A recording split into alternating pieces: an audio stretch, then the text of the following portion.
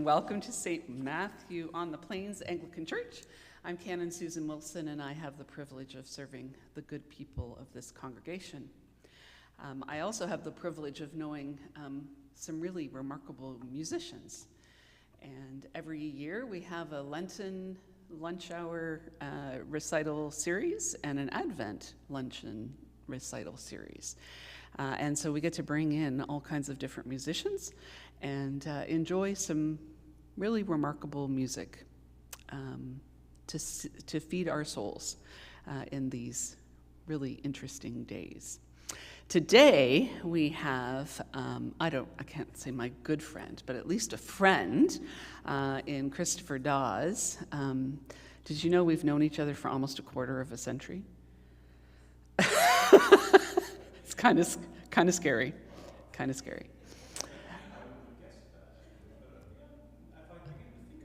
Yeah, don't think about it too much. Chris is accomplished in so many things. I would be here a half an hour if I listed off all of the various things that he's done.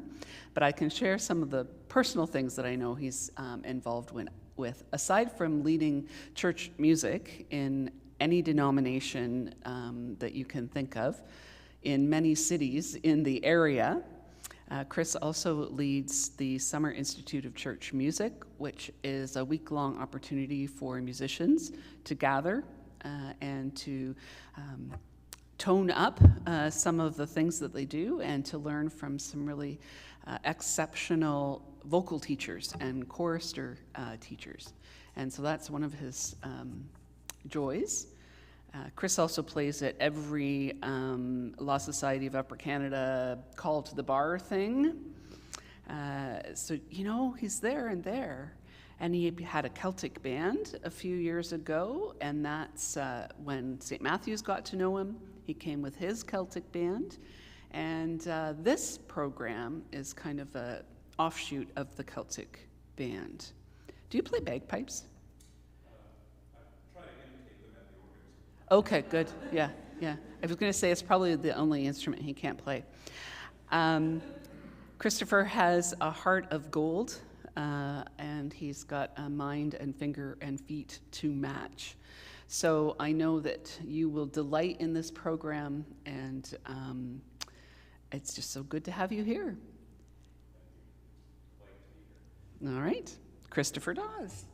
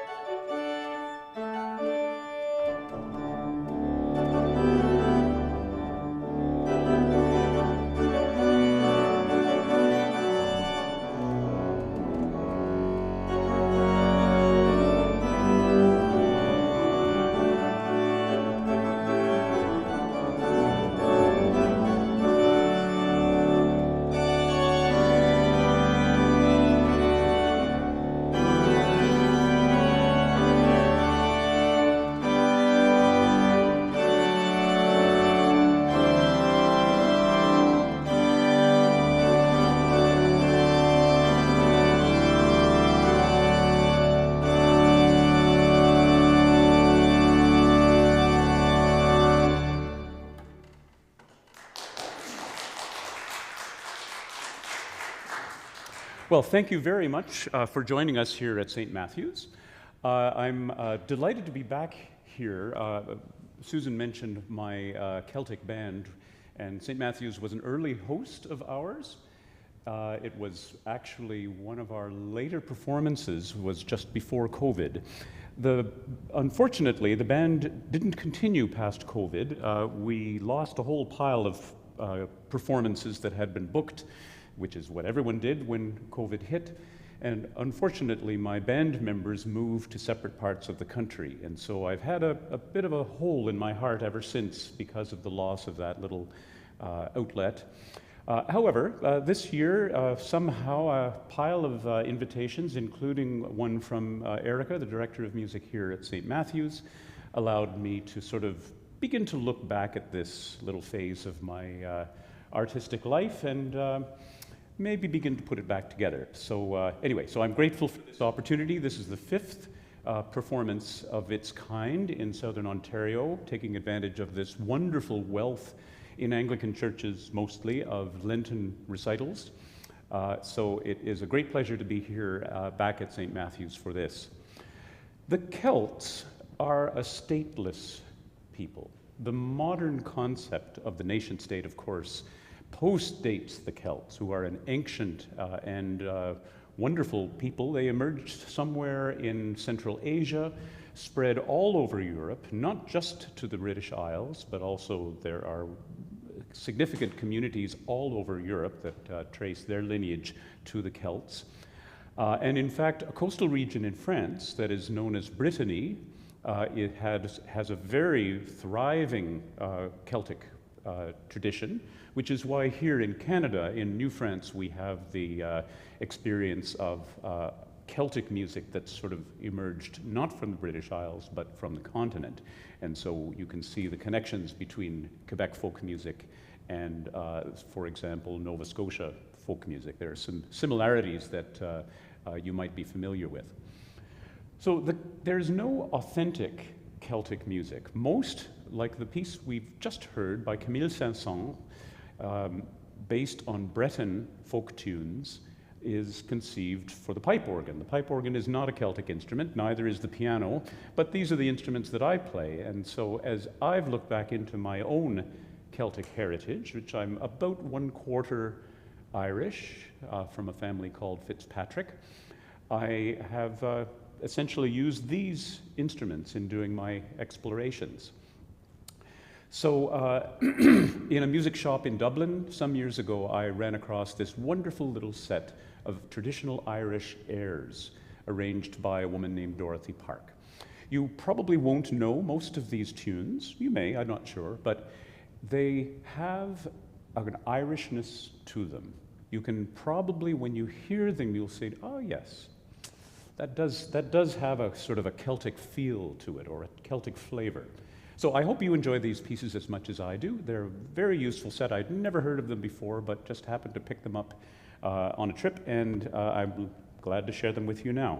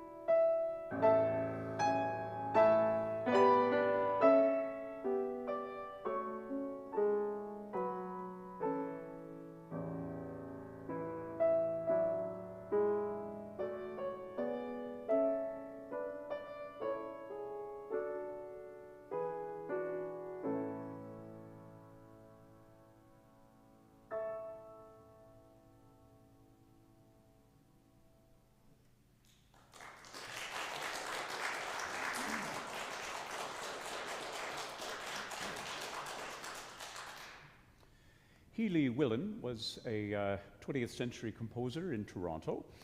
He described himself in this way, and I feel confident some of you will know this quote. He described himself as English by birth, Canadian by adoption, Irish by extraction, and Scotch by absorption. And one's patrimony, I mentioned myself being 1/4 Irish, seems to become fairly important to you as a Celtic musician to be able to make those connections. Willan was not a particularly Celtic figure by any stretch of the imagination, but he wrote beautiful organ preludes on scores and scores of hymns. These are absolutely standard fare with church organists all over the world. And in the little set that I'm going to play, these are representing the 3 Celtic peoples of the British Isles, or the 3 main ones. There are a couple of small communities, for example. Manx is a Celtic community which is much smaller. But for the Welsh, the tune Aberystwyth, Anglicans tend to sing it to Jesu, lover of my soul, I think is one of the most standard texts to use with that tune. The tune Caithness, Oh, for a Closer Walk with God, is probably the Scottish Psalter, not a Scottish Psalter text, but the tune from the Scottish Psalter that is usually sung to there. And then, of course, Slane is probably the best known of the Irish hymn tunes, and we sing it mostly to Be Thou My Vision. So this is a set of 3 from Willan.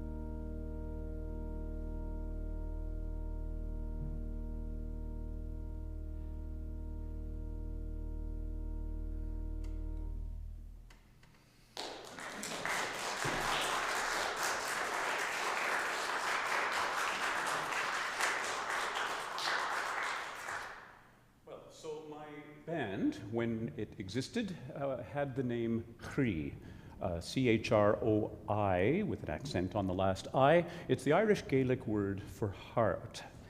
And we, as a group, would tell stories. The idea was, again, you don't have a strong national identity for the Celts. Other than the Republic of Ireland, there is no other Celtic state anywhere, technically, in the world. But so you don't have, there are versions of nationality that people feel very, very clearly, but there are also common themes. The Celts tend to be dominated and oppressed. Certainly the British were famous about this with the Irish and the Scottish and the Welsh. But elsewhere in the world, the pattern is somewhat similar. Celts tend to be a minority. They tend to be a little different than the main population, and so nature seems to take its course, as far too often it does. So the Celts, their life is often full of some suffering, some sacrifice, yet there's a tremendous exuberance and a fierce pride as well. The next little set is kind of, will maybe give you a bit more of a feel of what Chrí was all about. My first selection is a wonderful paraphrase of Mary's song from the Gospel of Luke, the Magnificat, as it's known in Latin. And it is, however, very much a break with the tradition of setting that text. The story you probably know of Mary being annunciated to by the angel Gabriel, who brought the news that she would bear the Savior of the world. An Irishman, trust an Irishman to kind of stir things up a little bit, named Rory Cooney, did a paraphrase of this text that made it into something very different than traditional conceptions of Mary. Mary is often thought to be humble and thoughtful and certainly submissive. In this particular reading of the Magnificat, she is fiercely proud and motivated by the turn of healing and justice that the Savior that she carries will bring into the world. And so the whole piece goes along with this. So there's a little bit of a refrain, which I'd love you to join me in singing. This, by the way, is based on a folk tune from Ireland, The Star of the County Down, which was collected in England by Ralph Vaughan Williams as the hymn tune King's Fold. So if you're familiar with I heard the voice of Jesus say, is one of the texts at least that we often attach to that. This is that tune. And then the third line of that tune is what we will be singing as this refrain. Now I can see we have the text up here. My heart shall sing of the day you bring, let the fires of your justice burn. Wipe away all tears, for the dawn draws near and the world is about to turn. I'm not even going to rehearse it with you because you'll have about 5 cracks at it.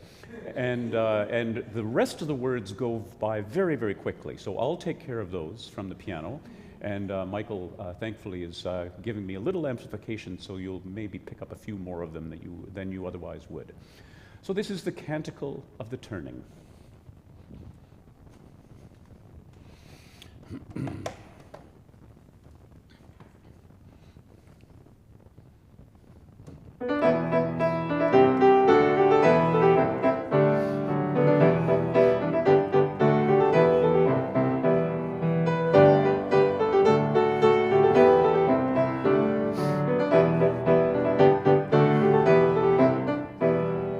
My soul cries out with a joyful shout that the God of my heart is great, and my spirit sings of the wondrous things that you bring to the ones who wait. You fixed your sight on your servant's plight, and my weakness you did not spurn. So from east to west shall my name be blessed, could the world be about to turn. My heart shall sing of the day you bring, let the fires of your justice burn. Wipe away all tears, for the dawn draws near, and the world is about to turn. Though I am small, my God, my all, you work great things in me. And your mercy will last from the depths of the past to the end of the age to be. Your very name puts the proud to shame, and for those who would for you yearn, you will show your might, put the strong to fight, for the world is about to turn. My heart shall sing of the day you bring, let the fires of your justice burn. Wipe away all tears, for the dawn draws near, and the world is about to turn. From the halls of power to the fortress tower, not a stone will be left on stone. Let the king beware, for your justice tears every tyrant from his throne. The hungry poor shall weep no more for the food they can never earn. There are tables spread, every mouth be fed, for the world is about to turn. My heart shall sing of the day you bring, let the fires of your justice burn. Wipe away all tears, for the dawn draws near, and the world is about to turn. The nations rage from age to age, we remember who holds us fast. God's mercy will deliver us from the conqueror's crushing grasp. The saving word that our forebears heard is the promise which holds us bound, till the spear and rod can be crushed by God, who is turning the world around. My heart shall sing of the day you bring, let the fires of your justice burn. Wipe away all tears, for the dawn draws near, and the world is about to turn. My heart shall sing of the day you bring, let the fires of your justice burn. Wipe away all tears, for the dawn draws near, and the world is about to turn. Thank you. The second tune, The Love of Heaven, which this program, this recital program that I'm touring is named for, is an unusual composition by Michael Dana. Michael is a Canadian composer known mainly for his work in the realm of film. But about 25 years ago, I can recall, he and his brother Jeff, another musician, sort of produced a remarkable audio recording, Celtic Romance, which was basically a musical telling of a legend, of a love affair and sort of epic story that comes from Celtic mythology. And so this particular blessing, the love of heaven, is sung by one of the main characters as she accompanies herself on the harp. So you'll kind of have to imagine a little bit to sort of create this. But let me read you a couple of the words. It's a very beautiful and very simple text. The love of heaven be to you. The love of the saints be to you. The love of the angels be to you. Each of your days and each of your nights, the love everlasting of Christ be to you.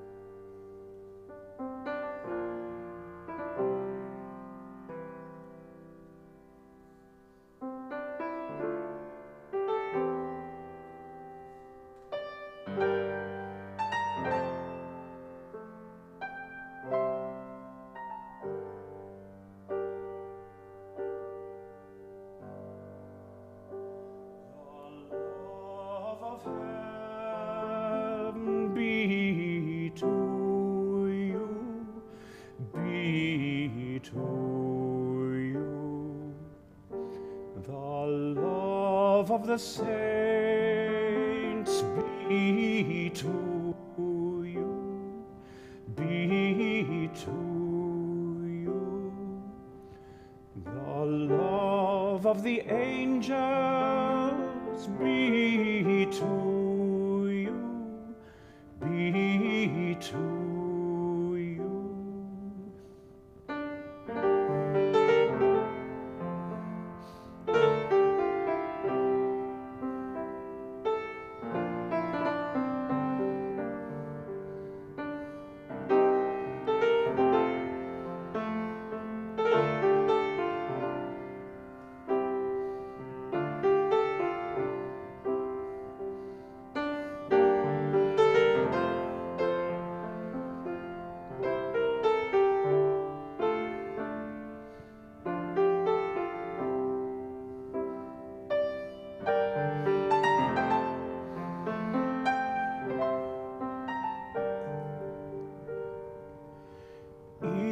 each of your days and each of your nights, the love everlasting of Christ be to you.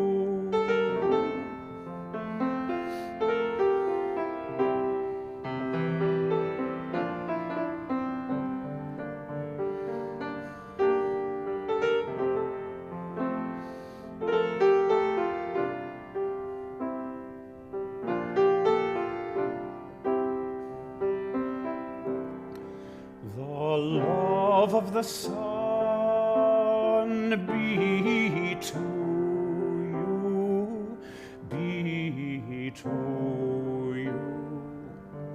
The love of the moon be to you, be to you.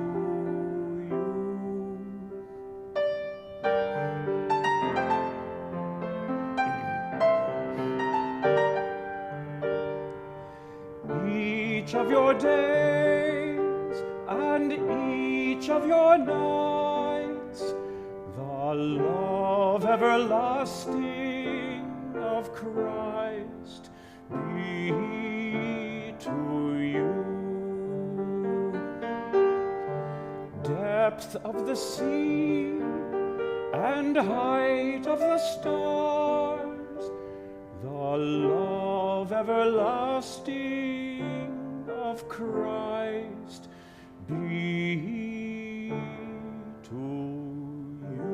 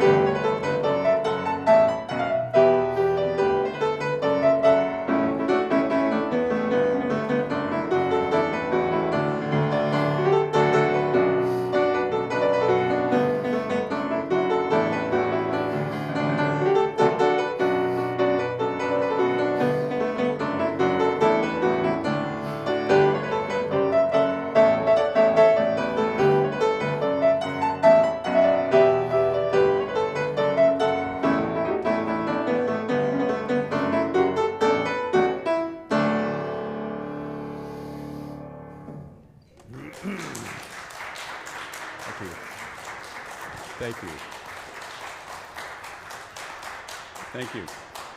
One more piece for you today. Paul Halley is a Canadian composer, or we like to claim him, although he was born actually in England, brought up in Ottawa, I think in the Anglican Church of St. Matthew, which to this day I think has a strong men and boys choral tradition, and then went on to a distinguished career in the United States principally, most notably at the Cathedral of St. John the Divine in New York City. He's now mostly retired to Nova Scotia, and I haven't seen him in quite some years, but I remember a conversation we had here when he was doing some work in Toronto area, and it was about Celtic music. This is also a form of music that has always spoken very deeply to him, as it does to me.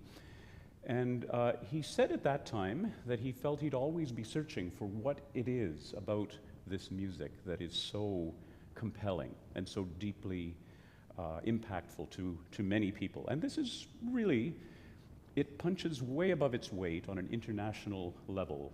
Most of you know about the Riverdance show as an international phenomenon because something of the Celtic DNA exists in all sorts of different countries and all sorts of different cultures.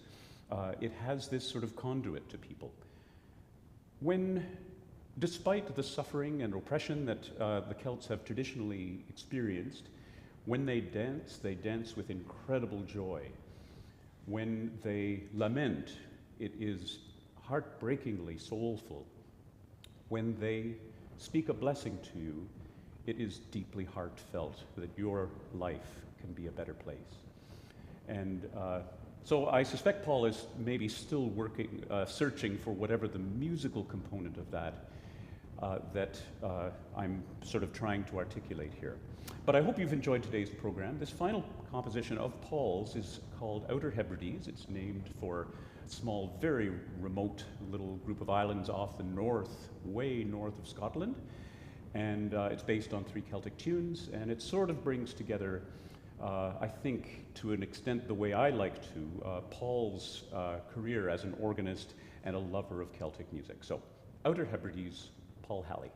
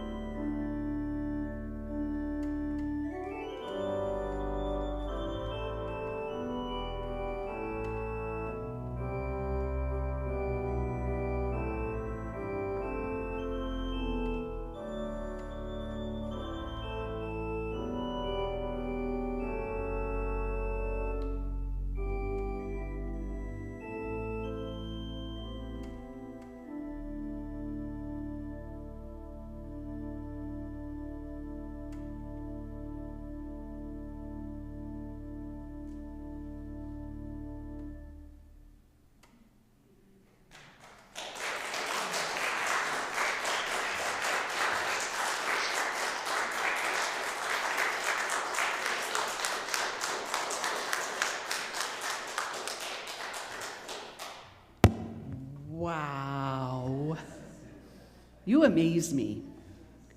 Truly, you amaze me. Wasn't that incredible?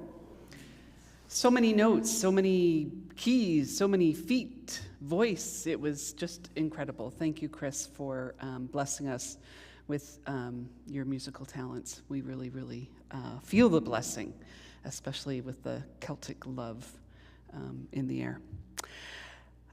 We are going to follow this exceptional program with a soup lunch. You are all very welcome to stay and enjoy some of that lunch. If you feel inclined, there is a donation box at the back. The monies go towards our musical program and other ministries here at St. Matthew. So thank you very much.